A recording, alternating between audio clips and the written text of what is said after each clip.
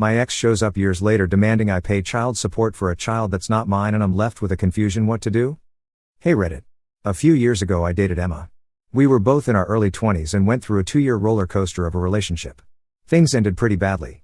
We argued a lot, there was jealousy, and trust was an ongoing issue. After we broke up, we completely cut contact, and I moved on, assuming she had too.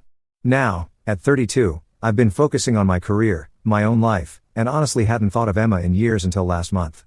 One evening, out of nowhere, I get a message from her. She says she needs to meet and talk about something important. At first, I was hesitant, but curiosity got the best of me. So we met up at a local coffee shop, and I could tell something was up right from the start. She was nervous, kept fidgeting with her hands, and didn't make much eye contact. Finally, after some small talk, she took a deep breath and dropped the bomb. She told me that she had a son, an 8-year-old boy, and was now struggling financially. She claimed that she'd been hesitant to reach out but was at a breaking point. And then, she came right out and asked me to start paying child support. I was speechless. Emma went on to explain that around the time we broke up, she had discovered she was pregnant. Since she'd been seeing a couple of different guys during that time, she wasn't entirely sure who the father was. But, she said, she always had a feeling it was me. I sat there in shock, trying to process what she was saying. She explained that she had kept it to herself back then, thinking she could manage on her own, and had hoped things would work out. And now, 8 years later, she was asking for help because she really believed I was the father. I didn't know what to say. Part of me felt sorry for her, but another part was angry and betrayed. How could she keep this from me for nearly a decade? And if she wasn't sure, why didn't she get a test sooner? I told her as calmly as I could that I couldn't start paying child support without proof. Her face fell, and she tried to guilt-trip me, saying I was abandoning her and her son. She even hinted that she might take me to court if I didn't help out. Feeling overwhelmed, I told her I'd consider getting a DNA test and left. Update. A lot has happened since that first meeting. After speaking to some friends and reading responses here, I decided to go through with a paternity test. I told Emma this was the only way I'd even consider her request, and after some back and forth, she reluctantly agreed. The test day was tense. Emma kept making side comments about how she knew the result would confirm her instincts. I felt a weird mix of anger and anxiety.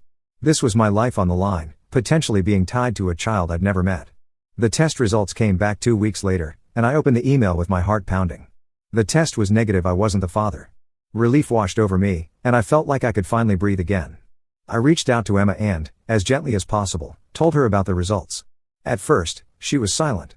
Then, she just snapped. She accused me of not caring about her situation, claimed the DNA test didn't change anything because I had still been around when she got pregnant, and said I should still help her out. I tried to end the conversation there, but she made it clear she wasn't done. Another update. I thought this nightmare was over after the DNA test, but Emma didn't let it go. She called a few days later, saying she was going to get a lawyer involved and that she had documented proof I was around during her pregnancy, which apparently made me responsible somehow.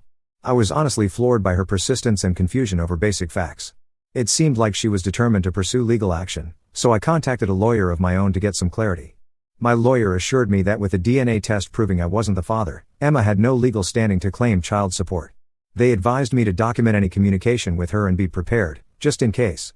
When I relayed this information to Emma, she got furious and started sending me long messages about how I was abandoning her and her son. I didn't know what to say or do at this point. She was completely disregarding the fact that we weren't even connected anymore. After consulting with my lawyer again, I decided to block her number to protect my peace of mind and avoid any more unnecessary conflict. But even then, I couldn't shake the guilt and frustration of the whole situation. I wondered if there was more I could have done to prevent things from escalating to this point, but I knew in my heart that I was not responsible for her choices. Final update. Weeks went by in silence, and I thought it was finally over. But then, I got a letter in the mail, another legal notice from Emma, this time demanding financial compensation for her struggles and hardship. The letter wasn't a formal lawsuit, but it was clearly meant to pressure me. She claimed that if I didn't help, she would expose me on social media as someone who walked out on his family. That's when I knew I had to take stronger action. I consulted my lawyer, who advised me to file a restraining order if her harassment continued. Although I didn't want it to come to that, the ongoing stress and her threats were impacting my mental health. I couldn't keep putting up with it. A few days later, my lawyer reached out to her attorney with a clear statement. If she continued to harass or defame me, I would take legal action. This seemed to finally get through to her. After that, the messages stopped, and the legal notices ended. It's been over a month now, and there's been no more contact from Emma. I'm relieved, but I still feel the weight of this experience. It's shaken my trust and made me question how someone I once loved could turn to such manipulative tactics. If there's one thing I've learned, it's that setting boundaries early is crucial, even if it means having to take a stand that others may not understand. Thanks to everyone who supported me through this. I hope this is the last I hear from Emma, but if there are any more updates, I'll be sure to share them.